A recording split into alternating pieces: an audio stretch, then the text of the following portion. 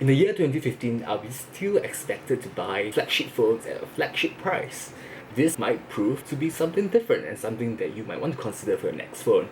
I'm Jin and welcome to my review of the Lenovo K3 Note. Now I saw this phone on sale in Singapore for about 180 Sing dollars on a promotional price, but most of you should be able to get it at $200 Sing or maybe about $160 USD.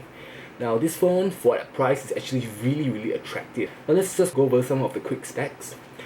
On this phone we have an MTK 6752 processor. Now this is a not very common processor, it's actually a China processor, and for those who have been in Android for a while, you might be scared by the MediaTek name, but it's actually quite responsive, as you will see later on. It also comes with 2GB of RAM and 16GB of storage, but it is expandable via MicroSD. It also comes with dual SIM capabilities, that means you can put 2 SIM cards inside. But they say you can support 2 4Gs, but as from what I see so far and from the back of the phone, it says that it can actually only support the first SIM 4G and the second SIM 2G. Also, this phone doesn't come with any of the more advanced features such as NFC or wireless charging, but if you haven't heard of any of these features, that means this is not really for you, and this phone will just do perfectly fine because you don't need those extra features. Now at this price range, this is the first phone that I've seen that provides a 1080p screen, and this is a very high pixel density screen for this price range. But in the spec sheet, I wasn't able to find anything that mentions Gorilla Glass or any kind of hardened glass on the top. So it's possible that the glass they use here is of a slightly cheaper material. If that's the case, then you might want to consider buying a tempered screen protector or something of those sorts. Let's move to the design of this phone. This phone follows a very simple and minimalistic design. What I like about it is that on the front there's no mention of the brand anywhere, because I bought this phone, you don't have to tell me that it's a Lenovo, okay, or LG. I'm looking at you at LG G3 or HTC One, okay. The design is very simple, and in front you see there's 3 capacitive buttons. Now these are not on-screen buttons, but some people prefer them, some people don't like them, but I think it's fine. Just note that the back button's on this side instead of on this side, like usual Android.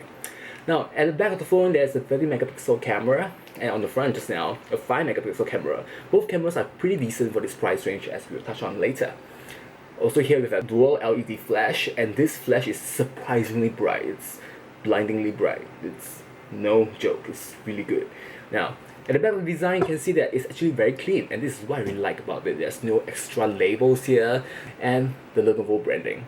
Well, I'm not very keen on this branding, but it's there and it's okay. I get used to it after a while. One thing you'll notice is that the speakerphone is actually on the top right here, and it's not on the bottom like most phones. And this is actually quite a clever design, I think, because when you're holding a phone and watching a video, you can easily avoid this area compared to having a bar here where you're more likely to grip. Having it at the bottom here makes it easier for you to just get it out of the way and you won't obstruct the sound. And when you're holding it this way, of course you won't block the sound as well, so that's cool. And side over here, you'll see there are 2 buttons, one for power and one volume rocker. Now, for a phone of this size, which is really quite big for a 5.5-inch phone, it's very smart for them to have a power button here, unlike the Zenfone 2, which has a power button on the top. Buttons here feel extremely well, very tactile, very clicky. I don't know how they do the buttons, but they know what they're doing here. It's really satisfying to click. Oh yeah. But in case you don't want to spoil the power button, there's also double tap to wake in the software. At the bottom we have a microphone for your voice, of course, and at the back we have an additional microphone for voice cancellation. At the top we have a 3.5mm audio jack and as well as a microUSB connector. Now this phone doesn't have quick charging, but it charges at quite a fast rate. Using the provided data cable that came with the box, I can achieve speeds of about 1.6 amperes to about 2 amperes, which means I can charge the phone in about just 2 hours. And this has a 3000 mAh battery, so that's reasonable for a phone of this price again. Now let's talk about software. When the phone first came, it was loaded with a version of the OS that was so bloated with spyware and bloatware, it was just horrible to use. Thankfully, this phone can be rooted, and if you are buying this phone from Singapore or any non-China areas, I would strongly suggest you to root the phone and install a custom ROM, because this will provide the best experience.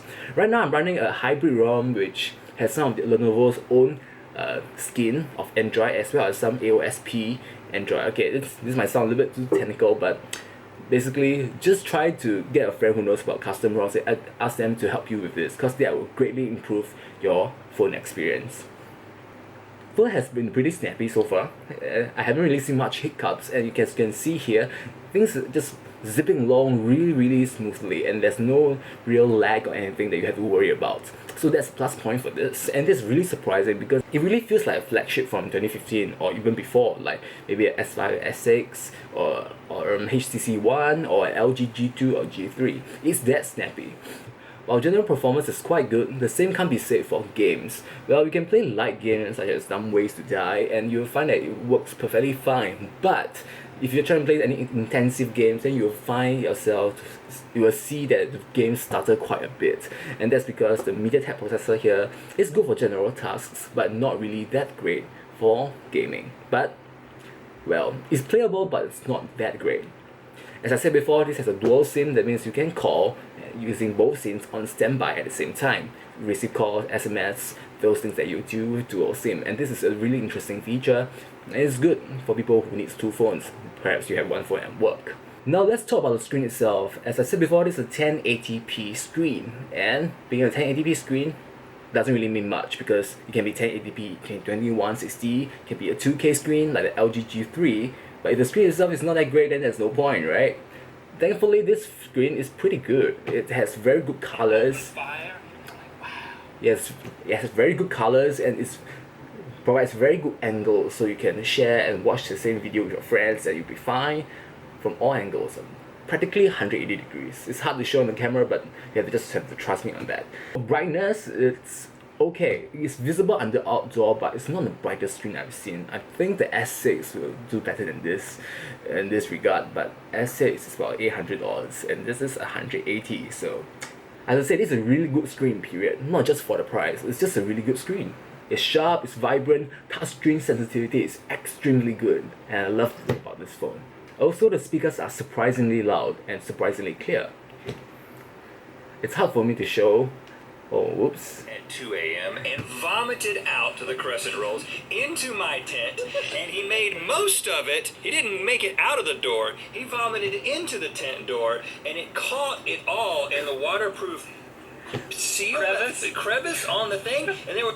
It's hard to show you on camera or how it sounds, but it is very crisp and very clear, and it's of reasonable volume, and it's very good for a speakerphone. So again, another plus point for the Lenovo K3 Note. Now for camera performance, this is one area where this phone falls short a little. For example, when you're taking photos out in a well-lit environment, the camera is actually pretty good. You can take photos with a lot of details, but when it comes to a low, less well-lit environment, that's when you will see that the photos start to show less details, a bit more blurry, and just a bit of noise. The autofocusing speed of the camera is actually not that great. It takes a while, and the shutter speed is also quite slow. So when you take a photo, you have to make sure that you hold it really still, and make sure that you don't shift, you don't move it about too much, or else the photo will be blurry. As for the front camera, I'm pleasantly surprised because it's a very wide angle lens, and it's quite clear for what it is, and you can actually take quite a nice photo from the front camera. So if you're a selfie taker, you'll like this phone. But again, it's not as good as the Flagship one, but it's good enough. And for this price range, I highly doubt you can get any camera that's as good as this one. Battery life. Now, battery life is a bit of a tricky issue because everyone's usage pattern will be a bit different, and some people might have longer battery life, some people have shorter battery life. For me, using this, I can get about a day's worth of usage, and now that is about 3 hours of screen on time, but that will depends on, again, how intensive a task you are using, or rather how intensive a task you are running. My experience might vary with yours because I've seen reports of this phone lasting 1 to 1.5 days. Then again, you have to take note that I live in an area with very poor mobile coverage, and because of that, the phone is always spending more power trying to get a signal, and this might affect my battery life usage. But generally, I think you can get past 1 day pretty easily with this phone with moderate usage. So all in all, do I recommend this phone? Well, it will depend on what kind of person you are. Me, before I bought this phone, I was using an LG G3, and I only bought this phone on a whim because it's really cheap. But after using this phone for a few days, I actually decided to sell my LG G3 and use this phone as my next permanent phone. So who is this phone suited for? Number 1, this phone is good for people who have large hands or don't mind a large screen and therefore a large phone. For example, the LG G3 and G4 has the same screen size, but its phone is only this tall. But this K3 Note, this high. And if you have very small hands, then you might find this hard to use, especially using it one-handed. But for me, it's fine. But for you, if you don't like large phones, you might want to look at something that's a little bit more expensive with less bezels. Number 2, you don't mind the camera performance that much. In 2015, we now have phones that provide really good cameras, such as the S6, the G4, and also the iPhones as usual.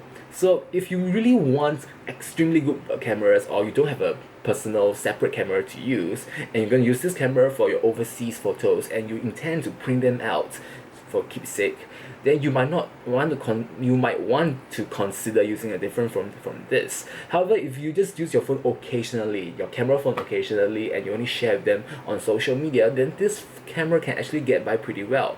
This phone is for people who aren't seeking for the best camera performance. Number 3, this phone is great if you are willing to tinker with the OS itself. As I said, when it first came, it was loaded with bloatware, loaded with spyware, and it kind of slowed the phone down a little bit, and it was just generally not a good experience. So if you want to make best use of this phone, you have to treat it like a Nexus, and that means you have to modify it, root it, and if you aren't really familiar, or if you aren't willing to do this, then this phone might be not right for you. You might want to consider using a Xiaomi, Mi 4i, or something of those sorts, which are still China phones and still cheap, but they provide a more polished experience out of the box. But if you're willing to do some dirty work yourself, or you have a friend who knows about Android and or just generally good at IT, it's actually not really hard to do any kind of modification. Just do a quick Google search on how to root, how to flash a custom recovery, and how to get the best ROM for yourself. So there you have it, my review of the Lenovo K3 Note. Personally, I think that at this price range, there really isn't a phone that provides such good performance, such decent camera performance, and also removable batteries, microSD card, good Wi-Fi performance, and I think that if you really do buy this phone, you'll be very pleasantly surprised with it, and you'll find it a joy to use and generally a well-built phone. And with that, I've come to the end of my review. Have a nice day, and thank you for watching.